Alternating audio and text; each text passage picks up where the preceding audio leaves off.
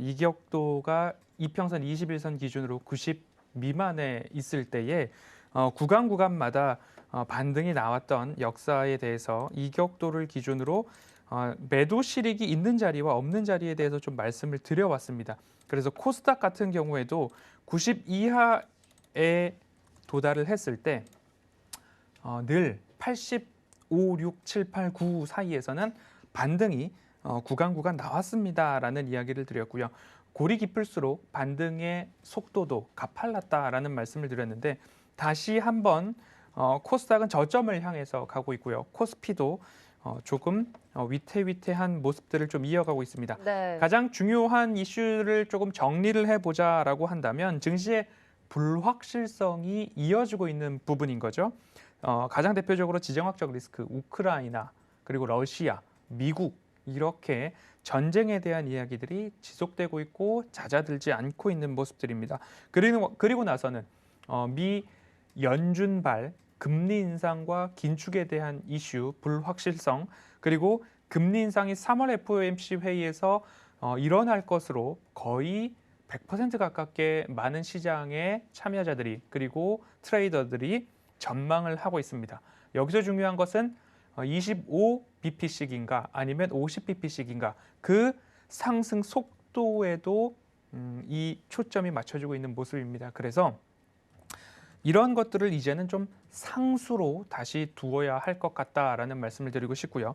변수를 말씀을 드리자면 이 FOMC 회의에 참석했던 연준 위원들이 하나하나 발언들을 이어가게 된다면 그 발언 속에서 매 FOMC 회의마다 앞으로 7번이 남아 있는데요. 그 회의마다 금리 인상을 할 수도 있다. 3월에 당장 50bp씩 하고 그 이후 회의 때마다 25bp씩 해서 총 1%의 금리 인상을 진행을 하자라는 이야기까지도 좀 나오고 있는데 이 연준 위원들의 발언이 좀 매파적이다 싶으면 시장은 고스란히 그 발언에 의해서 모든 것들을 시장이 받아내고 있고요. 그 연준 위원의 또 다른 연준 위원의 발언이 그 전에 강한 매파의 기조를 보였던 발언보다는 좀 완화적이다라고 하면 다시 시장은 안도를 하고 기술주 중심으로 상승이 또 나오는 모습들의 반복이 시장에 좀 나오고 있습니다. 그 중에서도 조금 악재에 민감한 시장이 아닌가라는 생각이 들고요. 네. 시장이 이처럼 급락이 나왔을 때 하나하나 모든 이슈들에 휘둘리는 것이 급락장에서 나타나는 특징 중에 하나다라고 좀 보시면 좋을 것 같고요. 종목별 차익 매물들도 쉽게 나오고 있고요. 그리고 이제 다시 주의해야 할 것이 반대 매매에 대한 부분들도 다시 좀 고민을 그리고 조심을 해야 될 때가 되지 않았나라는 생각이 들고 있습니다. 그 와중에 가장 좀 안타깝고 조심해야 될 부분들 중에 하나가 지금까지 최근 1년 사이에 주가가 저점 대비 10배 오른 종목이나 5배 오른 종목이나 최근 1년 사이에 강한 시세를 보였던 종목들이 고 PBR이라는 꼬리표를 아직까지 좀 달고 있습니다. 그런 것에 있어서 굉장히 빠르게 조정을 받았고 그 조정의 바닥이 우리 지수 마냥 어디인지 아직 가늠하기 어려운 구간에 도달해 있습니다. 뭐 위메이드도 그렇고요, 크래프톤도 그렇고요.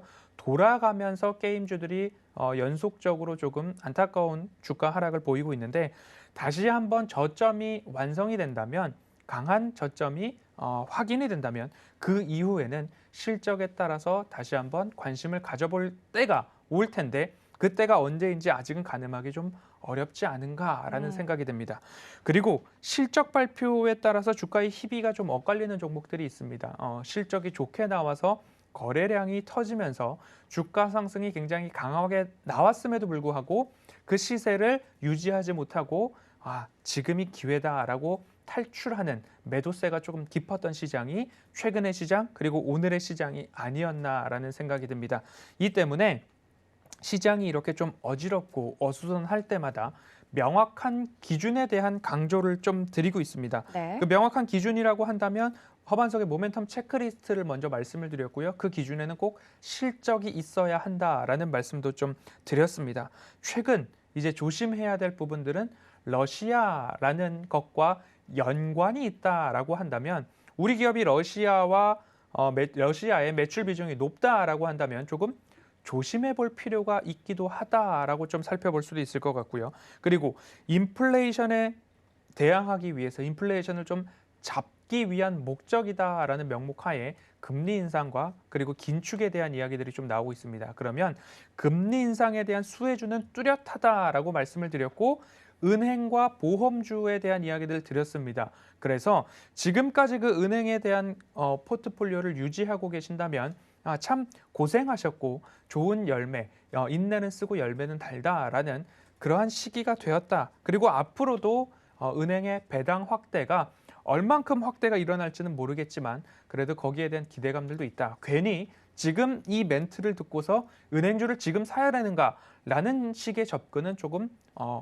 아니다라고 좀 말씀을 드려오겠습니다. 은행주에 대한 이야기들은 한참 전부터 말씀을 드려왔던 거기 때문에 이제는 그 다음 스텝, 그 다다음 스텝들을 준비해 나가셔야 할 때다라는 말씀을 드리고 싶고요. 여전히 외국인들의 수급세는 조금 뚜렷합니다. 오늘 코스피 기준으로 외국인 수급이 전기전자로서 강한 매수세로 마감이 됐는데 이는 LG에너지솔루션의 MSCI 편입이 동시효과, 종가 기준으로 이루어졌기 때문에 매수세가 조금 바뀌긴 했습니다. 하지만 이곳에서 순매수 상위로 있는 기업들 중에 조금 뜯어보면요.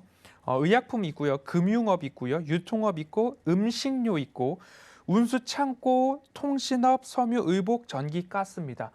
경기 민감주와 경기 방어주가 그리고 금리 상승 수혜주가 곳곳에 다 녹아져 있다라고 보시면 좋을 것 같은데요. 경기 방어주 같은 경우에는 의식주와 관련이 있겠죠. 그리고 의식주가 조금 변하면서 우리가 이제 메신저를 쓰지 않고 우리 손에 휴대폰을 들지 않고서 살아갈 수 있을까라는 부분들로 본다면 통신업도 강한 경기 방어주 중에 하나이기 때문에 외국인들 수급은 거의 한 달 전부터 동일한 섹터에서 꾸준하게 잡히고 있다라고 좀 보시면 좋을 것 같고요. 코스닥에서도 매수 상위를 좀 보도록 하겠습니다. IT 하드웨어, 소프트웨어 좀 잡히고 있고요. 그리고 통신 장비, IT 부품 이곳에서도 유통 그리고 화학 좀 잡히고 있습니다. 이 부분도 마찬가지로 늘 강조해서 말씀을 드렸었던 섹터입니다. 그리고 외국인들의 수급이 지속적으로 반복되고 있는 섹터다라는 것들을 좀 감안해 보신다면 이 섹터 안에서 어떤 종목들을 내가 가지고 있거나 어떤 종목으로 포트폴리오를 압축해야 할 것인가 방금 코스피와 코스닥에서 불러드렸던 섹터입니다. 경기 방어주, 금리 상승 수혜주, 경기 민감주, 리오프닝까지도 좀 체크를 해 보신다면 이 시장에서 그래도 내가 리스크 축소를 해 나간다라고 한다면 어느 섹터로 내가 포트폴리오를 축약해 나가야 할 것인가에 대한 기준은 외국인들 수급을 중심으로 좀 명확하게 나타나고 있다라고 좀 보시면 좋을 것 같고요. 그래서 2월에 모멘텀 투자레터 캐치프레이즈를 명확한 기준에 의한 리스크 축소입니다. 그래서 명확한 기준에 의해서는 가장 중심의 실적을 좀 보시고 거기에 의해서 리스크를 축소할 때는 앞서 말씀드렸던 코스피 코스닥에서 외국인들의 매수세가 꾸준하게 들어오고 있는 그 섹터를 중심으로 좀 보시자라는 말씀을 드리고 싶고요. 실적 시즌에 이제 중반부를 넘어가고 있습니다. 그러면 4분기 기준으로 직전 분기 대비 또는 전년 동기 대비 플러스 성장률을 보이고 있고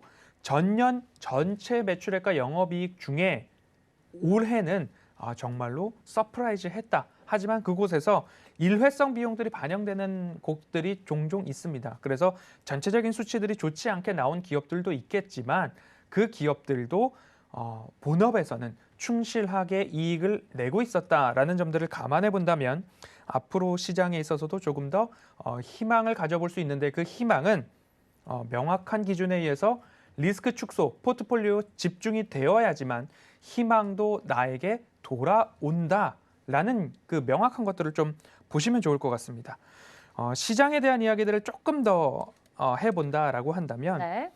증시의 불안이 어디까지 갈 것인가에 대한 이야기들과 질문을 많이 받게 됩니다. 그렇죠. 지금 증시가 반등하다 싶더니 다시 꺾이고 있고 꺾이나 싶더니 이격도 90 미만에서 반등이 나왔는데 다시 한번 이격도 96, 7 넘어가다가 다시 또 꺾이는 모습들이 나오고 있습니다.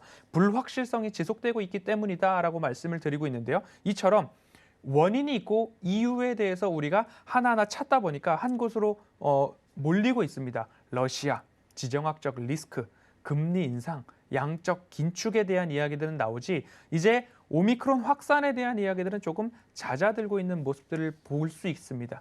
전쟁이라는 것을 뭐 군사학자도 아니기 때문에 일어난다, 일어나지 않는다라고 말씀을 드리는 것은 저의 능력치 밖으로 벗어난 일이겠지만 현대전으로 들어서서는 전쟁을 했을 때 승자와 패자가 갈리는 것이 아니라 모두가 함께 공멸할 수 있는 수준의 무기를 갖고 있는 현대전으로 치달았기 때문에 지금 구간에서 전쟁에 나선다 또는 전쟁을 전면전으로 확산한다라는 것 자체가 조금 불가능함에 좀 가깝지 않을까라는 생각이 들고요. 네. 혹 전쟁이 일어난다 해도 우리가 지금 코스피 코스닥의 저점에서 매도를 했을 때 실익이 없다라고 말씀을 드렸던 것처럼 러시아가 지금 전쟁을 전면전으로 확산을 시킨다라고 해서 러시아에 무엇이 남을까라는 생각을 러시아가 크림반도를 자국 영토로 조금 가지고 올 때를 생각해 본다면 크림반도를 자국 영토로 가지고 올 때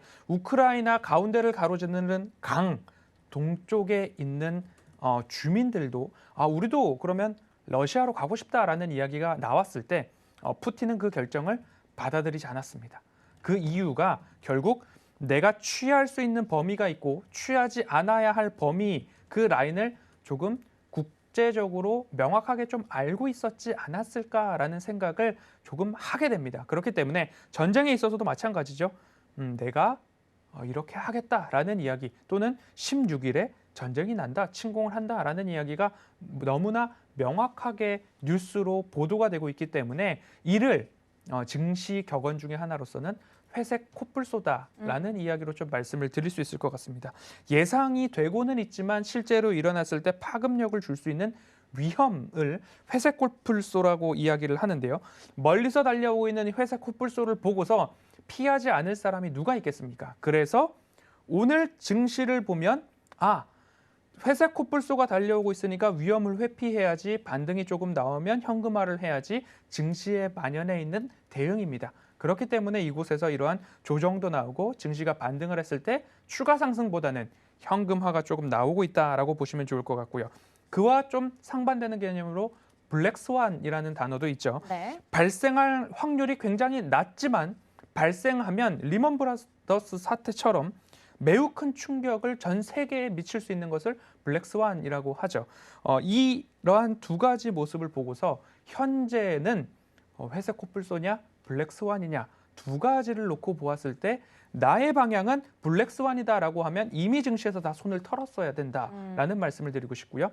현재가 회색 코뿔소다라고 조금 더 기우신다라고 한다면 앞으로 매맞기 전이 가장 공포스럽고 두려웠다라는 이야기 그리고 방송에서도 좀 녹여서 말씀을 드리겠지만 네. 지금부터 1개월 뒤 우리 증시는 어떠한 모습이 되어 있을까라는 것들을 좀 감안해 보신다면 현 구간에서 매도보다는 조금 버텨가는 전략 그리고 반등 시에 리스크를 축소하는 전략 이것들을 좀 가지고 가시면 좋지 않을까라는 말씀 드리고 싶습니다.